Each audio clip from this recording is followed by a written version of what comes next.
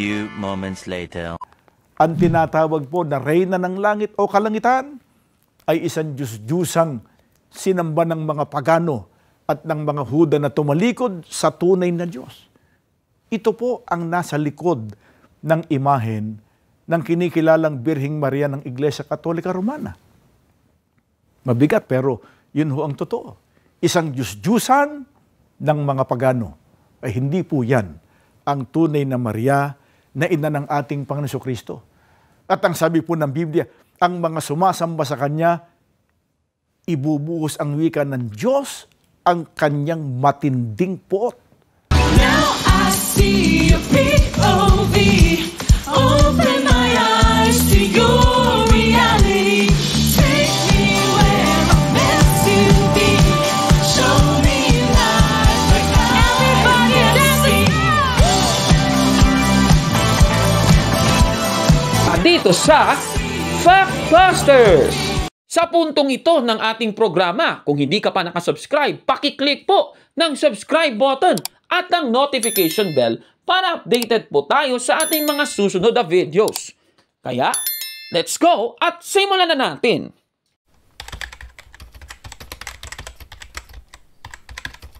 Magandang araw mga kapatid and welcome naman sa isang bagong episode ng Factbusters PH. Babasahin muna natin ang Roma, Kapitulo 13, ang talata ay 1, ganito po ang sabi. Ang bawat tao ay dapat pasakop sa mga pinuno ng pamahalaan, sapagkat walang pamahalaang hindi mula sa Diyos, at ang Diyos ang nagtatag ng mga pamahalaang umiiral. Dito po sa nabasa natin, ay dapat po pasakop po tayo sa pinuno ng ating gobyerno. At siyempre sa Pilipinas, ang pamahalaan ng Pilipinas ay dapat maging pasakop tayo sa ating Vice Presidente na si Vice President Sara Duterte. Si Vice President Sara Duterte ay ika-15th Philippine Vice President, mga kapatid. At noong nakaraan, kinoronahan po ni Vice President Sara Duterte ang rebulto ni Maria dahil kinikilala niya si Maria na Reyna ng Langit. O eto, panoorin natin.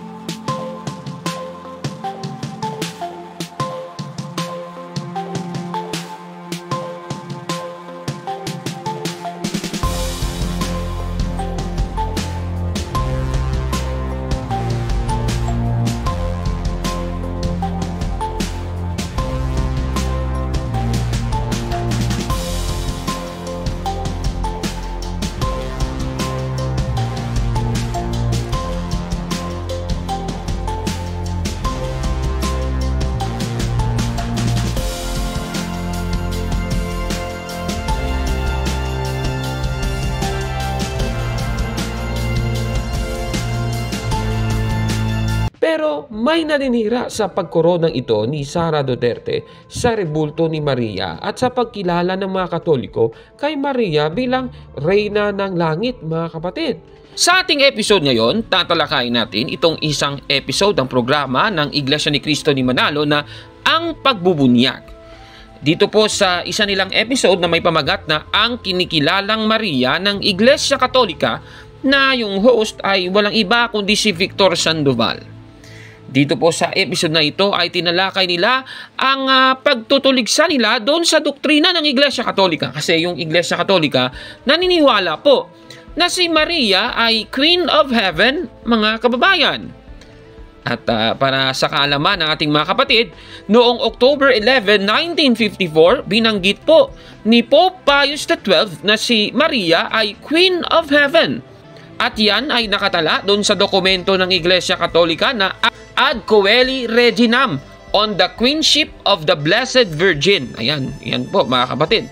At mula din dito, ang sabi po ni Pope Pius XII ay ganito. The Blessed Virgin Mary should be called Queen, not only because of her divine motherhood, but also because God has willed her to have an exemptional role in the work of our eternal salvation. Napakaliwanag. At syempre, alam din natin na isa sa mga dasal sa Rosaryo ay itong Hail Holy Queen. Baka hindi ka pa nakapagrosaryo dyan. Yan po isa sa mga dasal, mga kapatid. At alam po yan ni Victor Sandoval, itong aral ng Iglesia Katolika. Ngunit ano na naman ba ang buwelta ni Victor Sandoval? Eto, panoorin natin. Ang Birheng Maria ng Iglesia Katolika, hindi po ang Mariang ina ng Panginoon Jesucristo. Saan kaya nanggaling? Yun ang ating itanong. Saan nanggaling ang Maria na ipinakikilala po ng Iglesia Katolika? Ano po ba ang isa sa mga titulo na ikinapit ng Iglesia Katolika sa Maria na kanilang kinikilala? Sangguniin natin ang kanilang aklat ulit. Sa page 165, si Maria ang reyna ng langit at lupa. Siya ang reyna ng purgatorio, ng mga misyon, ng rosaryo, ng kapayapaan. Ang pangkalahatang reyna. Mga kaibigan, batay po sa aklat na binasa natin, ang Maria na kinikilala po ng Iglesia Katolika Romana, tinatawag po nilang reyna ng langit, reyna ng lupa, siya raw ang pangkalahatang reyna. Tanong mga kaibigan, kanino po kaya nanggaling ang kaisipang mayroong reyna ng kalangitan o ng langit na dapat sambahin? Babasahin namin sa inyo nakasulat sa Biblia dito po sa Jeremias 7:16 hanggang 20. Huwag mong ipanalangin ang mga taong ito, Jeremias. Huwag kang manangis para sa kanila, sapagkat hindi kita pakikinggan. Tingnan mo ang kanilang ginagawa sa mga lunsod ng Huda at sa mga lansangan ng Jerusalem. Nangunguha ng panggatong na kahoy ang mga anak nila. Nagpaparikit ng apoy ang kalalakihan at nagluluto ng tinapay ang kababaihan upang ihandog sa Diyos-Diyosang tinatawag nilang reyna ng kalangitan. Naghahandog din sila ng mga inumin sa ibang Diyos upang saktan ang kalooban ko. Subalit, ako bang talaga ang kanilang sinasaktan? Hindi. Manapay ang kanilang sarili ang sinasaktan nila at inilalagay sa kahihiyan. Kaya nga, ibubuhos ko sa puok na ito ang aking matinding puot. Madadamay sa ipapataw kong parusa ang mga tao, mga hayop at pati mga punong kahoy at mga halaman. Ang aking puot ay gaya ng apoy na walang sino mang makapapatay. Mga kaibigan, ang tinatawag po na reyna ng langit o kalangitan ay isang Diyos-Diyosang sinamba ng mga pagano at ng mga Huda na tumalikod sa tunay na Diyos. Ito po ang nasa likod ng imahen ng kinikilalang Birheng Maria ng Iglesia Katolika Romana. Mabigat pero yun ho ang totoo. Isang Diyos-Diyusan ng mga pagano. Ay hindi po yan ang tunay na Maria na ina ng ating Panginoon Jesucristo. At ang sabi po ng Biblia, ang mga sumasamba sa Kanya, ibubuhos ang wika ng Diyos ang Kanyang matinding puot. Mula po sa ating napanood na video, ayon sa kanya. Ayon sa doktrina ng Iglesia Katolika, si Maria daw ay Queen of Heaven and Earth. At binasa ang aklat ni James Alberione, SSP, STD, na Glories and Virtues of Mary sa page 165. Sabay sabi na ang Maria ng Iglesia Katolika ay tinatawag nilang Reyna ng Langit at Lupa. Pero ang buwelta niya, ang sabi niya, ang tinatawag na Reyna ng Kalangitan ay isang Diyos-Diyosang sinasamba ng mga pagano. At yung kanyang batayan ay Jeremias 7:16 hanggang 20, mga kababayan. At sabi pa niya, ang tinatawag daw na Reyna ng Kalangitan ay isang Diyos-Diyosang sinasamba daw ng mga pagano. Grabe naman yan, mga kababayan. Ang tanong, totoo ba ang pahayag niyang ito, mga kababayan, na si Maria ay ang Reyna ng Kalangitan sa Jeremias 7:16 hanggang 20 na isang Diyos-Diyosang sinasamba ng mga pagano? Titignan natin yan, mga kababayan. May problema ba sa pagbasa niya ng aklat tungkol sa pagiging Reyna ni Maria? Titignan natin itong aklat na nahanap din natin, Glories and Virtues of Mary. Sa ating kopya, 1982 edition, sa page 181. At heto nga, yan nga ay nakita natin. So yun po ang nakasulat. Susunod na tanong. Ito bang sinasabing ito ng aklat Ano ba ang patunay natin sa Biblia na si Maria ay Queen of Heaven and Earth? Alam naman po natin, sinabihan noon ni Anghel Gabriel si Maria na ang ipapanganak niya ay magiging hari. At yan po ay ang ating mababasa sa Lucas Kapitulo 1, versikulo 30 hanggang 33. Ganito po ang ating mababasa. Sinabi sa kanya ng anghel, "Huwag kang matakot, Maria, sapagkat naging kalugod-lugod ka sa Diyos. Makinig ka, ikaw ay maglilihi at manganganak ng isang sanggol na lalaki, at siya'y papangalanan mong Jesus. Siya'y magiging dakila at tatawaging anak ng katas-tahasang Diyos. Ibibigay sa kanya ng Panginoong Diyos ang trono ng kanyang amang si David, upang maghari sa angkan ni Jacob magpakailanman. Ang kanyang paghahari ay walang katapusan." Dito po sa ating nabasa, mga kababayan, sinabi po ng Anghel Gabriel kay Maria na ibibigay daw sa kanya ng Panginoong Diyos, sa magiging anak ni Maria, ang trono ng kanyang amang si David upang maghari. Ibig sabihin, magiging hari siya, mga kapatid, no? Itong dadalhing sanggol ni Maria, mga kapatid. At si Kristo ay talagang hari po ng mga hari. At yan po ay ang ating mababasa naman dito po sa Apokalipsis 17:14. Ganito po ang ating mababasa. Makikidigma sila laban sa kordero, ngunit tatalunin sila ng kordero, sapagkat siya ang Panginoon ng mga Panginoon at hari ng mga hari. Kasama niya sa tagumpay ang kanyang mga tinawag, pinili at tapat na tagasunod. Dito po sa ating nabasa, mga kababayan, si Kristo po ay hari ng mga hari kasi siya yung kordero na tinutukoy dito. Alam naman natin na si Maria po ay ina ng ating Panginoong Hesukristo. At alam nyo ba, mga kapatid, na sa lumang tipan, ang mga hari sa panahon ng Hudyo ay may reyna. Example, ang mababasa natin sa Jeremias 13:18 na sinasabing may hari at meron siyang inang reyna, mga kapatid.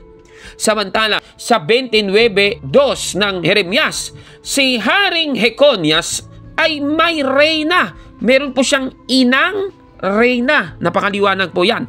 Samantala, sa unang hari 15:13 na nakikita nyo sa screen, ang lola ni Maaka ay Queen Mother. Ibig sabihin, ang harian noon, yung hari niya, meron po siyang reyna. Yung reyna na yon ay ina po ng hari. Alam naman po natin na hindi po yan asawa nung hari. Kasi nga kung asawa nung hari, maraming kaganapan sa Biblia na yung asawa ng hari, marami. Paano ngayon yan? Sino ba sa kanila yung gagawing reyna? No? Dami nila. Katunayan, si Bathsheba nga na ina ni Haring Solomon ay siya ring reyna ni Haring Solomon. At yan ang ating mababasa sa unang hari 2:19. Ganito po ang ating mababasa. Kaya't pumunta si Bathsheba kay Haring Solomon upang sabihin ang kahilingan ni Adonias. Tumayo ang hari upang siya'y salubungin, yumuko sa kanya, at saka naupo sa kanyang trono. Nagpakuha ng isa pang trono, inilagay sa kanyang kanan at doon pinaupo ang ina. Napakaliwanag, yung ina po ni Haring Solomon, pinaupo po sa isa pang trono. Anong tawag mo doon? Di reyna nga. Ako naman. At alam ba ninyo, mga kapatid, meron na naman po tayong gagamiting biblical tool. Ito pong biblical parallelism. Titignan natin sa biblical parallelism. Dito po sa ating sinabing kaganapang ito sa Biblia, na kung saan si Bathsheba, mga kapatid, ay reyna ni Haring Solomon. Alam niyo po ba na si Bathsheba, meron pong request kay Haring Solomon? Ito, babasahin natin muli. Unang hari 2:19, itutuloy ko na lang sa versikulo 20. Ganito po ang ating mababasa. Kaya't pumunta si Bathsheba kay Haring Solomon upang sabihin ang kahilingan ni Adonias. Tumayo ang hari upang siya'y salubungin, yumuko sa kanya at saka naupo sa kanyang trono. Nagpakuha ng isa pang trono, inilagay sa kanyang kanan at doon pinaupo ang ina. Mayroon akong isang maliit na kahilingan sa iyo, anak. Huwag mo sana akong tanggihan, sabi ng ina. Sumagot ang hari, mahal kong ina, Sabihin ninyo, alam ninyong hindi ko kayo matatanggihan. Dito po sa ating nabasa, ang hari na si Solomon, hindi niya kayang tanggihan ang kanyang ina na siya ring reyna niya, mga kababayan. Kay Kristo nangyari din yan Hindi po nakatanggi ang ating Panginoong Jesucristo sa kaganapan sa kasal sa Kana. Babasahin natin ang Juan, Kapitulo 2, ang talata ay 1 hanggang 11. Ganito po ang ating mababasa. Nang ikatlong araw may kasalan sa Kana sa Galilea at naroon ang ina ni Jesus. Si Jesus at ang kanyang mga alagad ay inanyayahan din sa kasalan. Naubos ang alak, kaya't sinabi ng ina ni Jesus sa kanya, "Anak, wala na silang alak." Sinabi ni Jesus, "Ipaubayan na lang po ninyo ito sa akin, ginang. Hindi pa ito ang aking tamang oras." Sinabi ng kanyang ina sa mga naglilingkod, "Gawin ninyo ang anumang sabihin niya sa inyo." May 6 na banga doon. Ang bawat isa ay naglalaman ng 20 hanggang 30 galon. Ang mga ito ay nakalaan para sa paghuhugas ayon sa ritual ng mga Hudyo. Sinabi ni Jesus sa mga tumutulong doon, "Punuin ninyo ng tubig ang mga banga."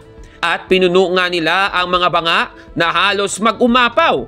Pagkatapos, sinabi niya, "Kumuha kayo ng kaunti at dalhin ninyo sa namamahala ng handaan." Dinalhan nga nila ang namamahala at tinikba nito ang tubig na naging alak. Hindi niya alam kung saan nanggaling iyon, subalit alam ng mga sumalok ng tubig. Kaya tinawag niya ang lalaking ikinasal at sinabi, "Ang masarap na alak ay unang inihahain kapag marami nang nainom ang mga tao, saka inihahain ang mababang uri. Ngunit sa huli ninyo, inilabas ang masarap na alak."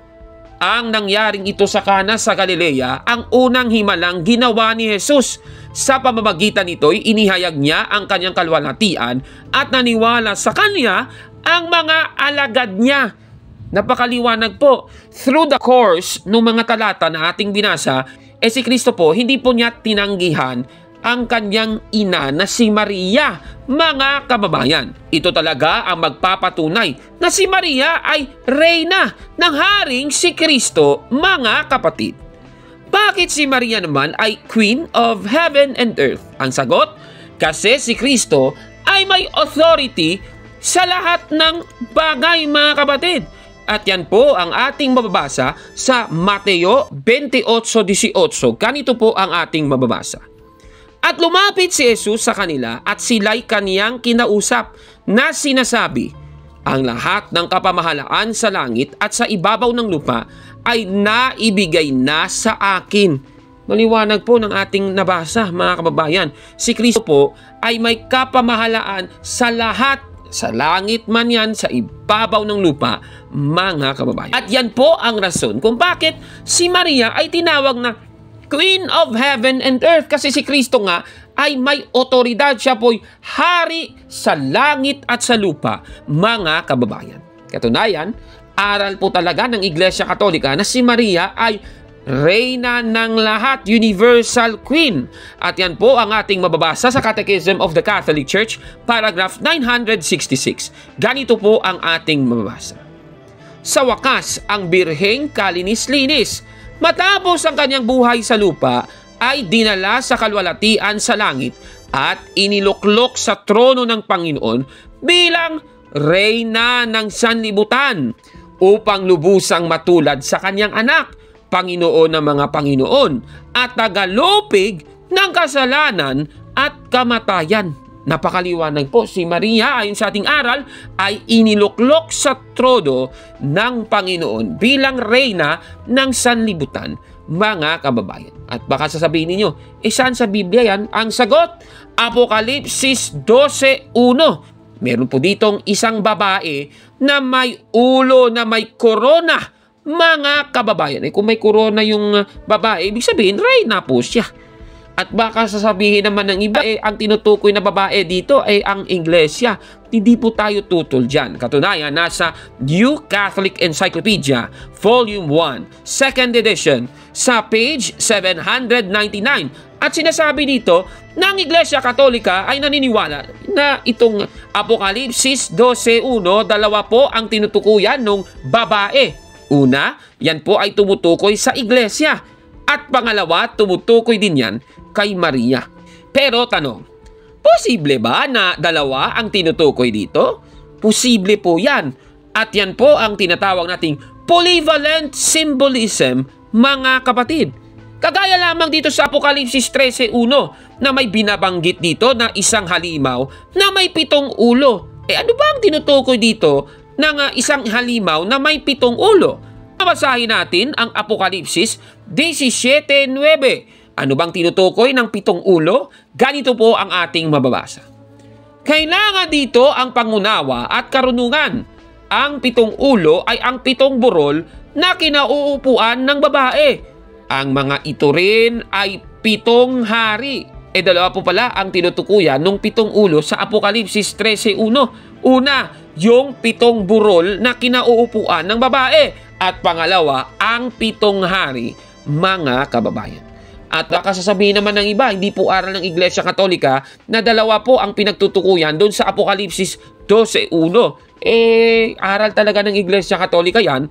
At yan po ay sinabi ni Pope Benedict XVI dito sa aklat niyang Jesus of Nazareth sa chapter 2, paragraph 222. Ganito po ang ating mababasa. When the book of Revelation speaks of the great sign of a woman appearing in heaven, she is understood to represent all Israel, indeed, the whole church, on the basis of the corporate personality model in keeping with biblical thought. The early church had no difficulty recognizing in the woman. On the other hand, Mary herself, and on the other hand, transcending time, the church, bride and mother, in which the mystery of Mary spreads out into history. Maliwanag po sa nabasa natin sa Apokalipsis, ang babae na lumitaw sa langit, dalawa ang pinagtutukuyan. Una, ang bayang Israel sa kasalukuyan na siyang ang buong iglesia. At pangalawa, si Maria, mga kababayan. Ngayon, ang susunod na tanong, paano ba natin mapapatunayan na si Maria din ang tinutukoy sa Apokalipsis 12:1? Uulitin natin. Sa Apokalipsis 12:1, yung babaeng ito, ayon sa versikulo 5, ay ano ang nangyari sa kanya? Ganito po ang ating mababasa. Ang babae ay nagsilang ng sanggol na lalaki na nakatakdang maghari sa lahat ng bansa sa pamamagitan ng tungkod na bakal. Ngunit may umagaw sa bata at dinala ito sa Diyos sa kanyang trono. Dito po sa ating nabasa, mga kapatid, yung babae nagsilang ng sanggol na lalaki. Sino ba ang tinutukoy na sanggol na ipapanganak ng babae sa Apokalipsis 12:5? Ang sagot, nasa talata din na ating binasa, itong sanggol na lalaki ay nakatakdang maghari sa lahat ng bansa sa pamamagitan ng tungkod na bakal. Klarong-klaro po, yung sanggol pala ay nakatakdang maghari sa lahat ng bansa sa pamamagitan ng tungkod na bakal. Sino ba ito? Ang sagot, Apokalipsis 19:15. Ganito po ang ating mababasa. May matalim na tabak na lumalabas sa kanyang bibig na gagamitin niyang panlupig sa mga bansa. Mamamahala siya sa mga ito sa pamamagitan ng tungkod na bakal at paagusin mula sa pisaan ng ubas ang lahat ng puot ng Diyos na makapangyarihan sa lahat. Klarong-klaro po, ibig sabihin, yung tinutukoy dito, si Kristo po ito, mga kababayan. So si Kristo po yan. Ibig sabihin, mababasa natin implicitly sa Biblia na si Maria ay reyna talaga, mga kapatid. Ngayon, pundahan natin ang kalokohan na sinasabi ni Victor Sandoval. Sabi niya, si Maria daw sa Iglesia Katolika, ang tinatawag na reyna ng kalangitan, ay isa daw Diyos-Diyosang sinasamba ng mga pagano. At yung talata na kanyang binasa, Jeremias 7:15 hanggang 20, pero ang gusto ko lang i-emphasize ay nasa Jeremias 7:18 na nakikita nyo sa screen. Ayon po sa talata, Diyos-Diyosan po yung reyna ng kalangitan na tinutukoy sa talata. Naku naman, ito talagang si Victor Sandoval. Tanong, si Maria ba ang tinutukoy dito na Diyos-Diyosang tinawag na reyna ng kalangitan? Susuriin natin yan. Babasahin natin ang Jeremias 7:18, ibang salin nga lang ng Biblia. Dito po sa Expanded Bible, ganito po ang ating mababasa. The children gather wood, and the fathers use the wood to make a fire. The women knead the dough for cakes of bread, and they offer them to the queen goddess of heaven, Ishtar or Asherah, important goddesses of the surrounding cultures. They pour out drink offerings to other gods to make me angry. Klarong-klaro po ng ating nabasa, si Ishtar pa rin tinutukoy na queen goddess o reyna ng kalangitan, mga kababayan. Napakalayo po. Itong si Ishtar, Mesopotamian goddess po ito. Sa Katoliko, hindi naman si Ishtar yung Maria natin. Ako naman. At saka isa pa, ang ribulto naman ni Maria, hindi naman po yan Diyos-Diyosan eh. Mababasa natin yan sa 1 Corinto 8:4. Ganito po ang ating mababasa. Kaya nga, tungkol sa pagkaing inihandog sa Diyos-Diyosan, alam nating ang mga Diyos-Diyosan ay larawan ng mga bagay na di totoo. At alam nating iisa lamang ang Diyos. Napakaliwanag po ng ating nabasa. Ang Diyos-Diyosan, larawan ng mga bagay na di totoo. Kung si Maria ay Diyos-Diyosan, lumalabas si Maria, larawan siya ng mga bagay na di totoo. Ibig sabihin, si Maria hindi totoo. Nako naman, ano ba namang logic yan, mga kababayan? Kaya itong palpak na sinasabi ng ministro ni Manalo, ang tinatawag po na reyna ng langit o kalangitan ay isang Diyos-Diyusang sinamba ng mga pagano at ng mga Huda na tumalikod sa tunay na Diyos. Ito po ang nasa likod ng imahen ng kinikilalang Birheng Maria ng Iglesia Katolika Romana. Mabigat pero yun ho ang totoo. Isang Diyos-Diyusan ng mga pagano. Ay hindi po yan ang tunay na Maria na ina ng ating Panginoon Jesucristo. At ang sabi po ng Biblia, ang mga sumasamba sa Kanya, ibubuhos ang wika ng Diyos ang Kanyang matinding puot. Ang masasabi ni Kaburnok sa iyo, busted yan, palpak. Nako naman, kawawa talaga. At sa pagkakataong ito, hindi po Diyos-Diyosan ang kinoronahan ni Sara Duterte, kundi si Maria mismo na kinikilala niyang reyna ng langit. Kaya kung sinisiraan ng Iglesia ni Cristo ni Manalo si Maria, pati si Sara Duterte po ay sinisiraan din ng mga ministro ng Iglesia ni Cristo ni Manalo. At ang ginawa niyang pagkorona ay ganun din, sinisiraan din nila, mga kapatid. Ano po masasabi ninyo sa ating episode po ngayon? Paki-comment po sa baba, mga kapatid. At kung like mo ang video na ito, paki-smash ng like button at mag-subscribe sa ating YouTube channel, Factbusters PH. Kaya, huwag maniwala sa sabi-sabi. Check muna kung fact nga talaga. Hanggang sa susunod na episode, ako po si Kaburnok. At ito ang Factbusters! Mga kapatid, magandang araw po.